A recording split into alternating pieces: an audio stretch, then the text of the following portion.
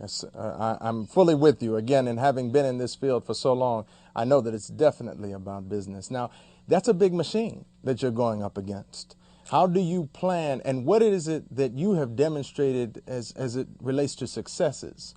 Because you're now touting the statistics in our community. What are the statistics in your community? 33 years, African American men are #1 in the world in prostate cancer and hypertension. 1 in 13 blacks in America suffering fatal kidney disease. 33 years, we have not experienced one fatal, not one incidence of kidney disorder. 33 years, not one case of prostate cancer. 33 years, not one heart attack. 33 years, not one case of cancer. Well, let us be realistic. You would think that with statistics like that African American researchers, scientists, and doctors, that they would be beating down the doors of the community in Dimona. Absolutely not. Not one research team has visited Dimona to assess how we were able to achieve such miraculous results. Why? Because the interest of our people is not in their heart. We have now got to go back and to assess and to ask our people, why is it?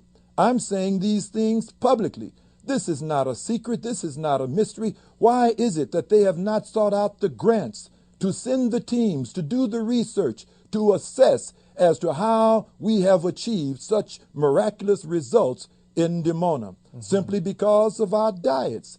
We, first of all, I had to teach our people that there is a direct correlation, a direct connection between what you consume and, again, the end result. You see, if they are not able to connect up diet with the health issue, then that means that they're looking at this end results and they're pondering as to why, but they're not connecting it up with what they are consuming.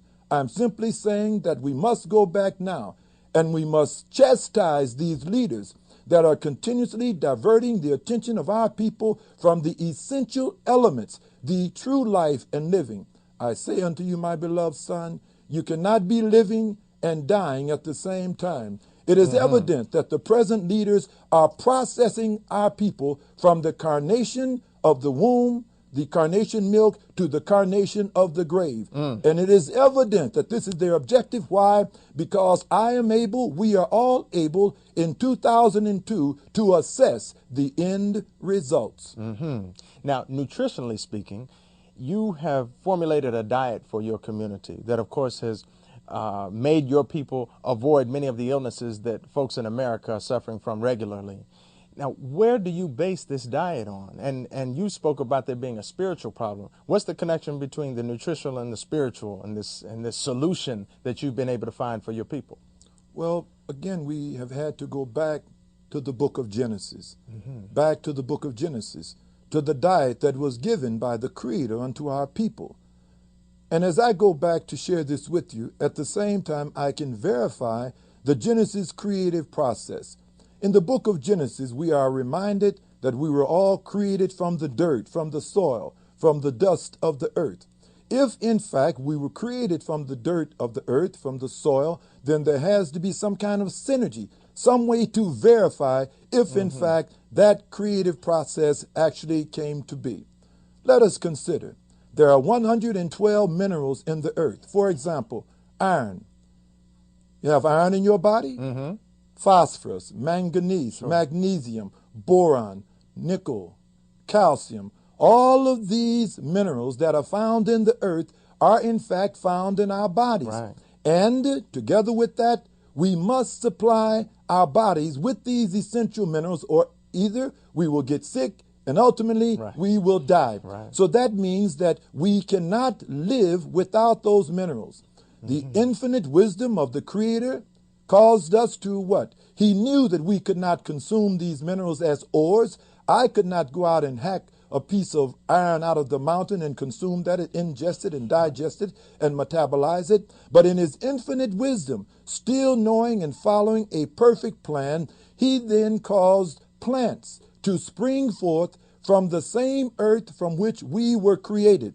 And in those plants, we could find an ample supply of all of the minerals for our bodies. So the Creator then gave us a diet that we would have to consume from the same source from which we were created. It is for that reason that I'm a vegan. This is not just a movement or a fad. This is us going back to live in harmony with the will of the Creator, to move from the transient to the eternal. And I'm simply saying to our people that no animal consumption has anything to do with your beginnings, but it does have something to do with your endings.